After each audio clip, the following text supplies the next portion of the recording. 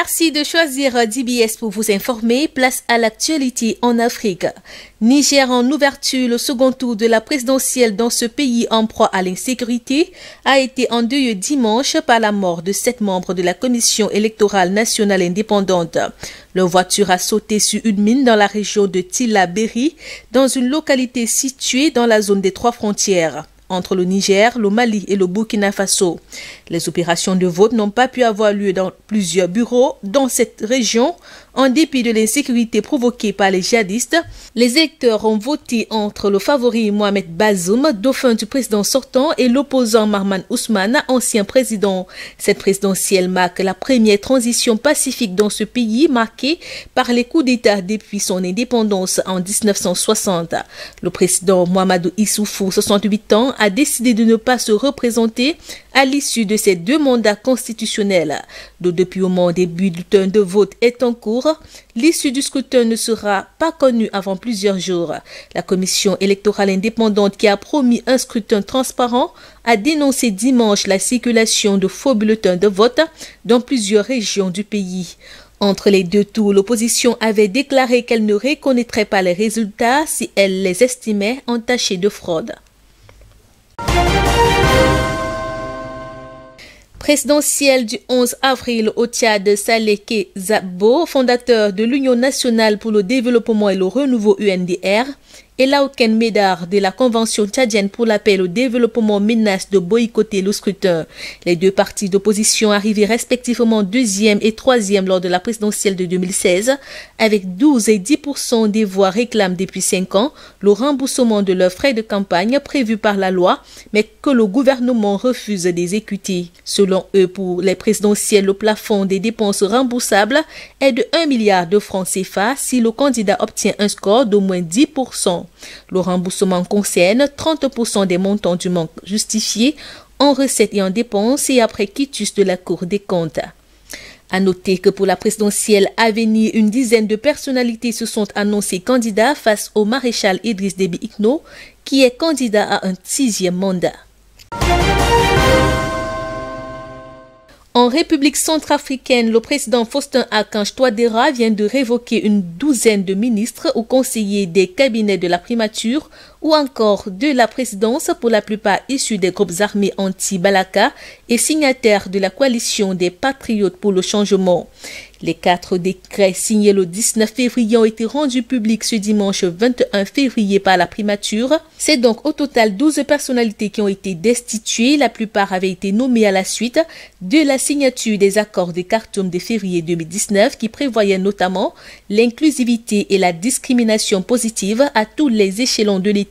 Il s'agit de la 2e vague de révocation. Le 31 décembre, le président Touadéra avait exclu de leurs fonctions officielles les principaux chefs de guerre tels qu'Ali Daras, Mohamed Al-Khatim ou encore Maxime Mokom.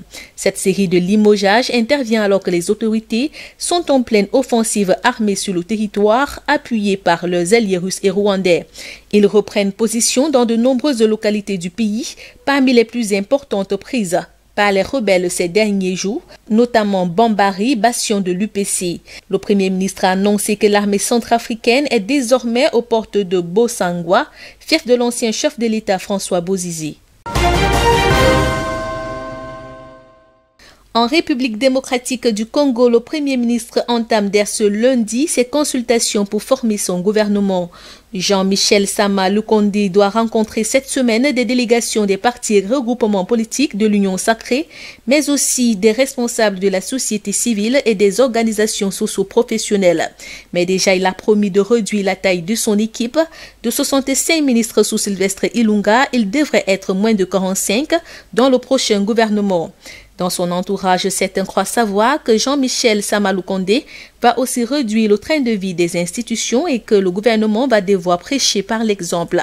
L'Union sacrée compte 24 regroupements politiques pour 391 députés. Des sources proches de la primature ont indiqué que tous ces regroupements n'auront pas de ministre, tout en assurant qu'il y aura d'autres opportunités. Ce sera donc sans doute l'un des messages transmis lors de ces consultations. Au Mali, l'OMC, Rassemblement des forces patriotiques, mouvement qui a contribué à la chute du président Ibrahim Boubacar Keïta, remobilise ses troupes. Dimanche, la plateforme qui regroupe des partis politiques, les organisations de la société civile entre autres, a organisé à Bamako son premier meeting depuis le coup d'État du 18 août. Le mouvement du 5 juin a dénoncé la gestion de la transition par les militaires, estimant que les objectifs communs ont été abandonnés. De ce fait, le mouvement demande une rectification de la transition et la dissolution du Conseil national de transition, l'OCNT, qui joue un rôle d'organe législatif. L'OMC exige également la réalisation d'audits majeurs, des finances publiques et de la dette intérieure de l'État. Le mouvement ne s'arrête pas là. La libération pure et simple de personnalités arrêtées dans le cadre d'une tentative de déstabilisation de l'État est aussi au cœur de ses revendications. 22 février 2020, 22 février 2021, cela fait un an que le Soudan du Sud est géré par un gouvernement d'union nationale. C'est que sous la pression internationale et après de longs mois de négociations, les ennemis jurés Salva Kiir et Riek Machar ont accepté de gouverner ensemble pour la troisième fois depuis l'indépendance du pays en 2011. Le premier en tant que président, le second comme vice-président.